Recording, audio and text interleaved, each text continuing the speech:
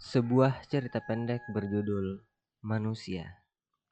Di sebuah kota kecil yang hiruk-pikuk dengan pembangunan, Joko, seorang kuli bangunan, menjalani hidupnya dengan keras. Setiap hari ia menuju sebelum fajar, menyiapkan peralatan kerjanya yang sudah usang. Dia berjalan kaki menuju lokasi konstruksi dengan tubuh yang kuat namun lelah. Joko bekerja dari pagi hingga malam, berharap bisa memberikan kehidupan yang lebih baik bagi keluarganya.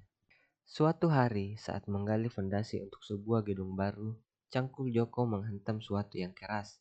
Dengan penasaran dan hati-hati, ia menggali lebih dalam dan menemukan sebuah koper tua yang terkubur di dalam tanah. Koper itu tertutup debu dan kuncinya sudah berkarat. Setelah beberapa usaha, Joko berhasil membukanya. Di dalam koper terdapat tumpukan uang kertas yang jumlahnya tak terhitung. Mata Joko berbinar-binar, tak percaya dengan yang dilihatnya. Tanpa berpikir panjang, ia menutup kembali koper itu dan membawanya pulang.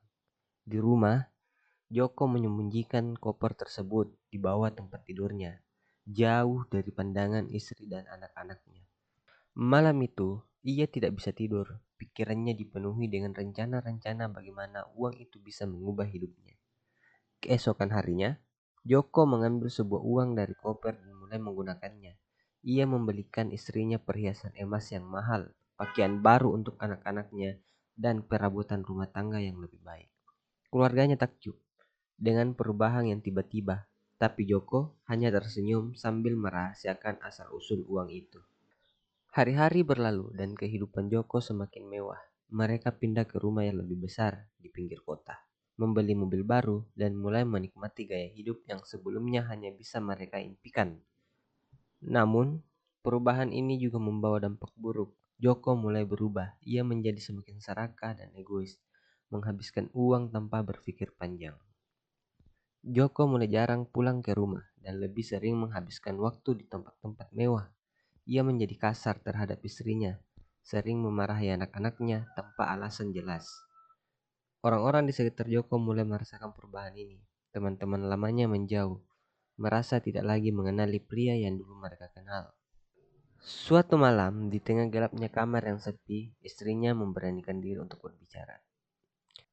"Joko, apa yang terjadi padamu?" tanyanya dengan suara gemetar. "Kau bukan lagi pria yang aku nikahi. Di mana kamu yang dulu?" Joko hanya mendengus. "Apa yang kau tahu, Siti? Aku sedang berusaha memberikan hidup yang lebih baik untuk kita." "Tapi bukan begini caranya, Joko. Lihat dirimu, kau sudah berubah menjadi orang yang berbeda. Apakah semua ini sepadan?" Siti berusaha menahan tangisnya. Joko merasa terguncang dengan kata-kata istrinya, namun ia tetap tidak ingin mengakui kesalahannya.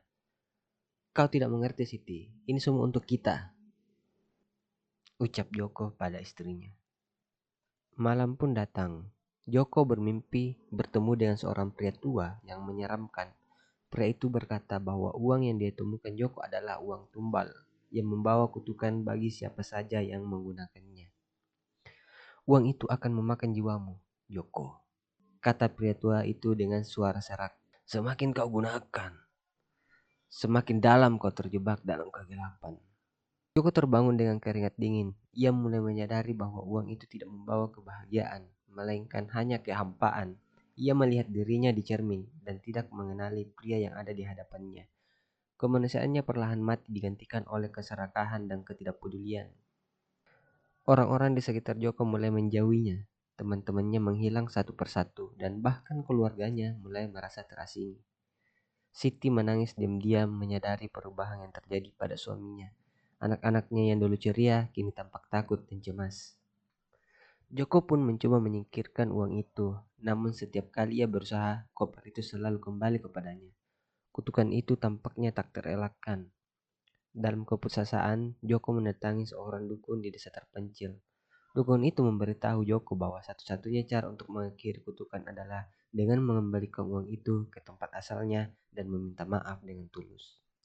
Dengan hati yang berat, Joko kembali ke lokasi konstruksi di mana ia pertama kembali menemukan koper itu.